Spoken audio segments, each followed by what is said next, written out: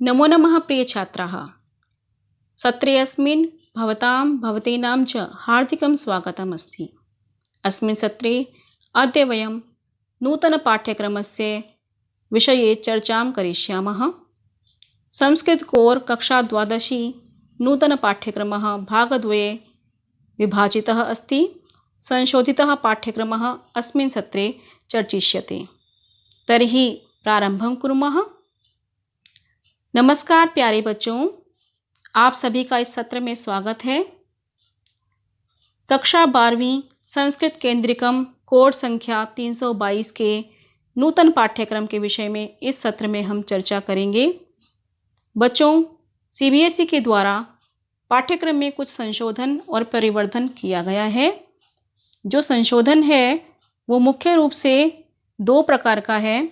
पहला तो ये है कि अब आपकी पूरी परीक्षा 2 भागों में विभाजित है। इसी प्रकार से पूरा पाठ्यक्रम भी 2 भागों में विभाजित है, प्रथम सत्र और द्वितीय सत्र। प्रथम सत्र में जो परीक्षा होगी वो पूरी तरह से वैकल्पिक रहेगी।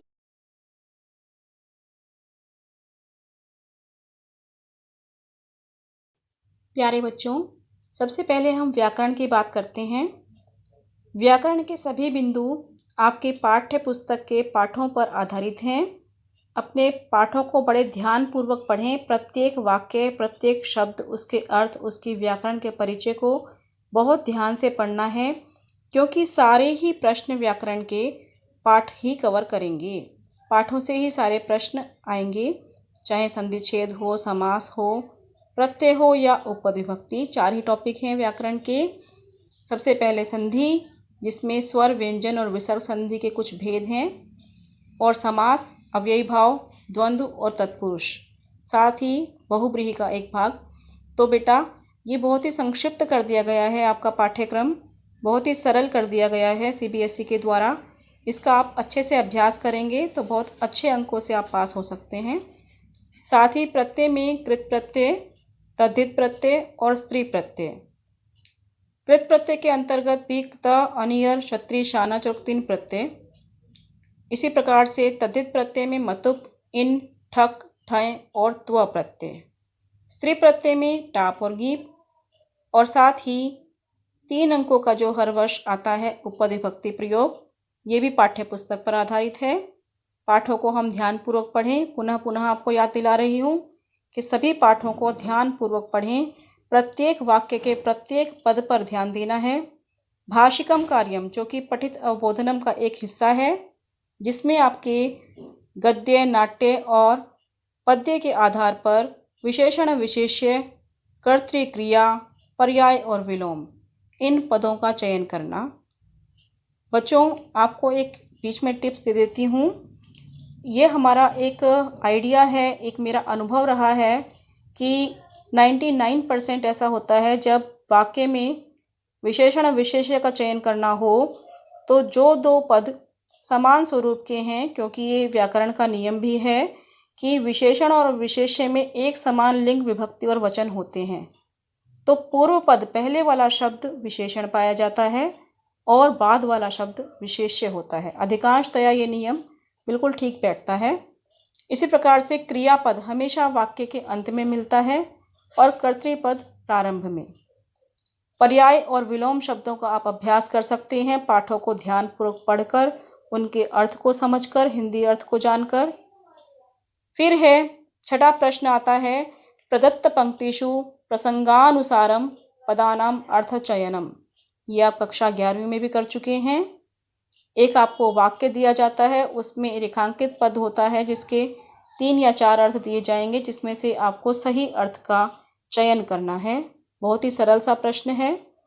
इसके बाद जो हमारा संस्कृत साहित्य के इतिहास का सामान्य परिचय है, उसके अंतर्गत आपने जो पाठ पढ़े हैं, उन पाठों के संदर्भ ग्रंथ मूल रूप से कहाँ से लिया गया पाठ है, साथ ही उसके रचनाकार कौन हैं और उनकी रचनाएं।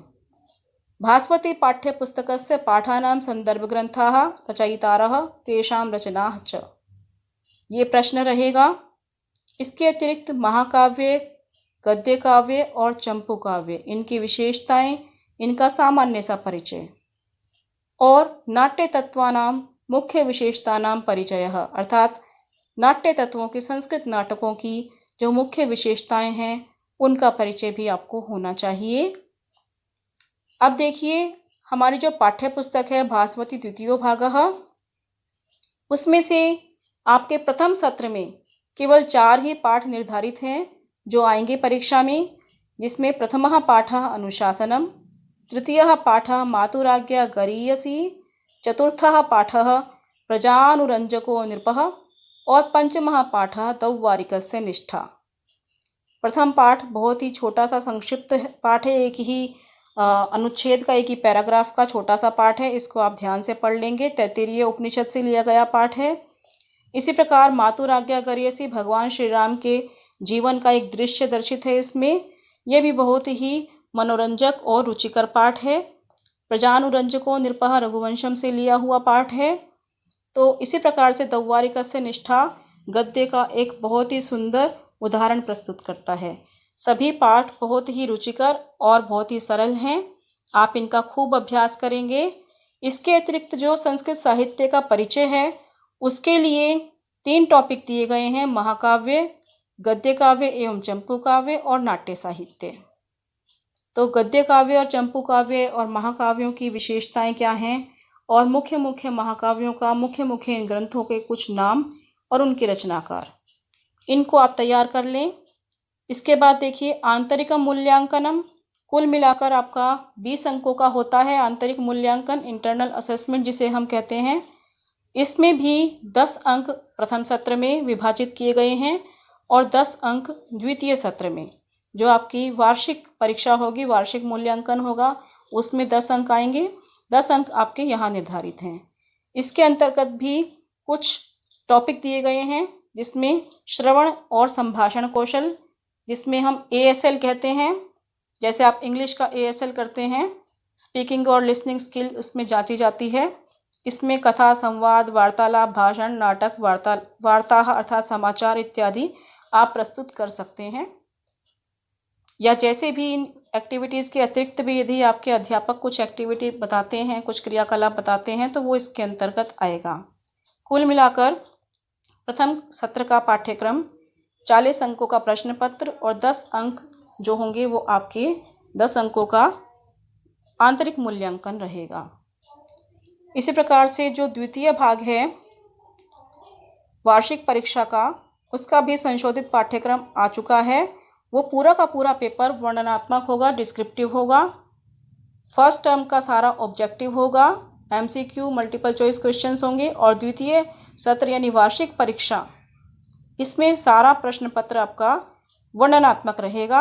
आपने उत्तर लिखने होंगे हाथ से, जिसमें पहला प्रश्न होगा एक अपठित गद्यांश, जिसमें आपने एक पदेन पूर्ण वाक्येन और शीर्षक लिखना, कर्तृक्रिया इत्यादि का चयन करना, विलोम शब्द, पर्यायवाची इत्यादि एक प्रश्न के अंतर्गत ये सब रहेंगे अपठित अनुच्छेद के अंतर्गत।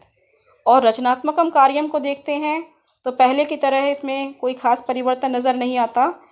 पत्र है औपचारिक या अनौपचारिक मंजूषा की सहायता से रिक्त स्थानों की पूर्ति, लघु कथा अथवा वार्तालाप में एक पक्ष की पूर्ति, संकेत आधारित अनुच्छेद का लेखन या हिंदी भाषा के वाक्यों को संस्कृत भाषा में अनुवाद करना। ये 5 वाक्य जैसे आपके 9वीं से 11वीं तक आप कर चुके हैं, उसी प्रकार से 12वीं कक्षा में भी 5 सरल हिंदी वाक्यों का संस्कृत में अनुवाद, ये सब आपका रचनात्मकम कार्यम के अंतर्गत रहेगा वार्षिक परीक्षा में। इसके अतिरिक्त पठित अवबोधनम को देखें तो इसमें गद्यांश, पद्यांश और नाट्यांश के आधार पर अवबोधनात्मक कार्य होगा, जिसमें एक पदेन और पूर्ण वाक्यन वाले प्रश्नोत्तर रहेंगे। 8वां पॉइंट देखिए भावार्थ लेखनम, श्लोक का भाव को लिखना, मंजूषा में दिए गए पदों की सहायता से भावार्थ को लिखना। 9वें में अन्वय करना है, वो भी आपको मंजूषा में दिए गए शब्दों की सहायता से अन्वय लिखना है। और 10वां है प्रदत्त वाक्यानाम सार्थकम संयोजनम, मिलान करना है। श्लोक का आधी पंक्ति एक साइड, दूसरी आधी पंक्ति एक साइड, तो आपको सार्थक मिलान करना है जो अर्थपूर्ण बने, वाक्य पूरा बने, पंक्ति पूर्ण हो। और इसके लिए वार्षिक परीक्षा के लिए जो पाठ निर्धारित हैं वे 4 पाठ हैं संख्या में, जिसमें षष्ठः पाठः सूक्ति सौरभम, सप्तमः पाठः नैकेनपि समं गता वसुमती, और नवमः पाठः मदालसा, एकादशः पाठः कार्याकार्ये व्यवस्थितिः। ये 4 पाठ आपके द्वितीय सत्र यानी वार्षिक परीक्षा के लिए निर्धारित किए गए हैं। वार्षिक परीक्षा में एक चीज़ बहुत अच्छी रहेगी जो आपके लिए सरल सुगमतादायक है, जिसमें प्रथम सत्र का पाठ्यक्रम द्वितीय सत्र में बिल्कुल भी नहीं रखा गया है। अभी तक क्या होता था कि हमारे प्रत्येक कक्षा में प्रथम सत्र के भी कुछ अंश को द्वितीय सत्र में वार्षिक परीक्षा में लिया जाता था, किंतु अब क्योंकि कोरोना महामारी के चलते बहुत कुछ परिवर्तित किया गया है, संशोधन किया गया है, संक्षिप्त और सरल बनाया गया है पाठ्यक्रम को, तो उसी पॉइंट को, उसी बिंदु को ध्यान में रखते हुए आपके 4 पाठ प्रथम सत्र में और बाकी के बचे हुए 4 पाठ आपके द्वितीय सत्र में वार्षिक परीक्षा में आएंगे। इसमें भी बच्चों हमारे टोटल मिलाकर पूरी जो पाठ्य पुस्तक में पाठ हैं वो 12 पाठ हैं, लेकिन कुछ पाठ हटा दिए गए हैं इस वर्ष पाठ्यक्रम से। जो निर्धारित पाठ हैं वो आपकी स्क्रीन पे हैं, इनका खूब अभ्यास करें। अब देखिए, आंतरिक मूल्यांकन वार्षिक परीक्षा के अंतर्गत जो है वो 10 अंकों का है। टोटल मिला के आंतरिक मूल्यांकन हमारा 20 अंकों का हो जाता है, जिसमें वार्षिक परीक्षा वाले आंतरिक मूल्यांकन में परियोजना कार्य जिसमें आप फाइल वर्क करते हैं वो भी निर्धारित है। इसमें आपके टीचर आपको बताएंगे कि कौन से टॉपिक पर आपने परियोजना कार्य करना है। बहुत से टॉपिक इसमें सजेस्ट किए गए हैं, उदाहरण स्वरूप दर्शाए गए हैं, किंतु इनके अतिरिक्त भी किसी विषय पर परियोजना कार्य किया जा सकता है।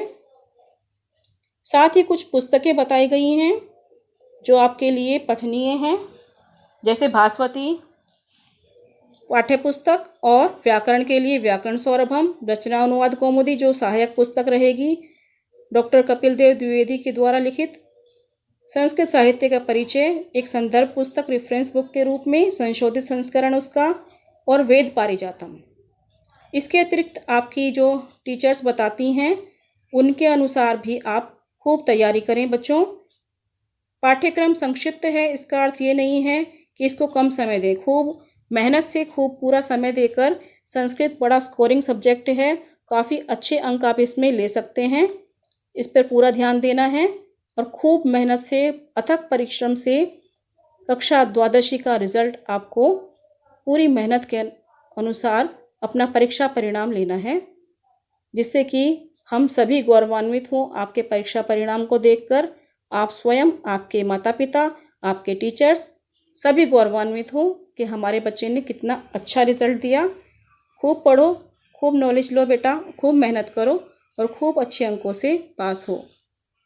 साथ ही बेटा, क्योंकि कोरोना महामारी जो है अभी गई नहीं है, इसके लिए हमें पूरी तरह से जागरूक रहना है। अपने घर में रहें, स्वस्थ रहें, कुशल रहें, अपने परिवार की देखभाल करें और पढ़ाई पर भी ध्यान दें। मेरी शुभकामनाएं, मेरा आशीर्वाद हमेशा आपके साथ है। धन्यवाद बच्चों। अगली वीडियो में फिर मिलते हैं। नमो नमः। शुभमस्तु।